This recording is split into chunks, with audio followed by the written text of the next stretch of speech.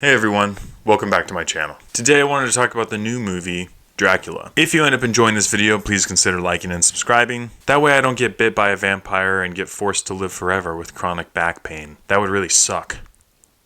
Instead of talking about the 6 things that make a movie great, I'm just going to share my spoiler-free thoughts on the film. So this movie kind of has a feeling like it has 2 different storylines going on. They run adjacent to one another and they don't really cross paths until later in the movie. On the one path you have Vlad. Vlad is an incredible soldier who's forced to fight in a war he doesn't want to fight in, and upon returning from that war he finds his wife murdered. He renounces his faith in God as a result, and in response, God curses him with being undying. The only hope that Vlad holds on to is that because his wife was such a pure soul, that she will one day potentially be reincarnated and he can love her again. On the other timeline, you have Christoph Waltz, who is a priest who has been part of a group that is hunting down vampiric studies for a long time. His goal is to try to find this Dracula and find who is making these vampires so that they can bring vampires to an end. But really his pursuit is to try to save Dracula rather than kill him. Now Vlad's wife, Elizabeta, is reincarnated at some point, and then it becomes a race to find her and save Vlad and save everybody. Kumbaya. My biggest question going into this movie is, how is it going to be any different than any other rendition of Dracula or vampire movies that we've seen? And really there were only a couple things. One was at the very end, that would be a spoiler, so I'm not going to talk about it. And the other is that this movie had sparse moments of humor throughout it. Now this movie is in no way lighthearted or meant to be a comedy at all, but those humorous moments were really funny and actually landed well, although you felt kind of awkward laughing at it because this movie overall has just a dark and dreary tone to it. So they almost felt out of place, but they were kind of refreshing in a way. Really weird. I didn't like that those timelines between Vlad and the priest felt so disconnected until later in the movie, even though I did end up liking the overall story that this movie told.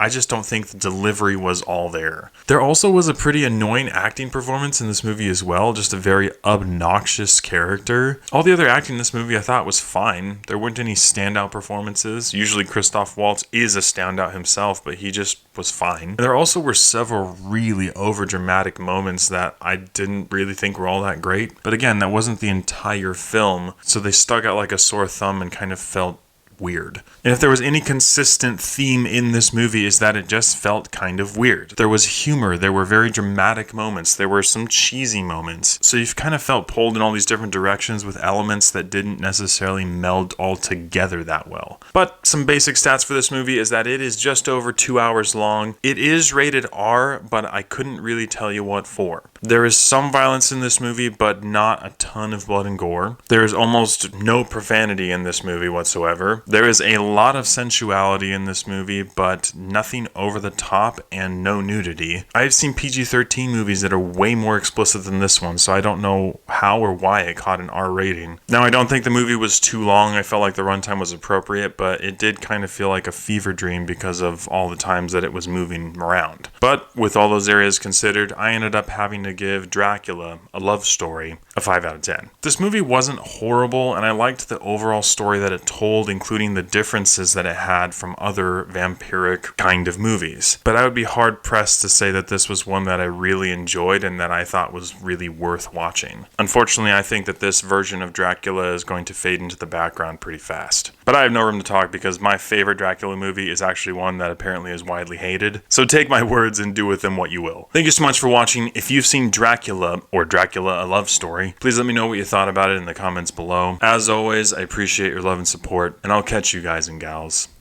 in the next one.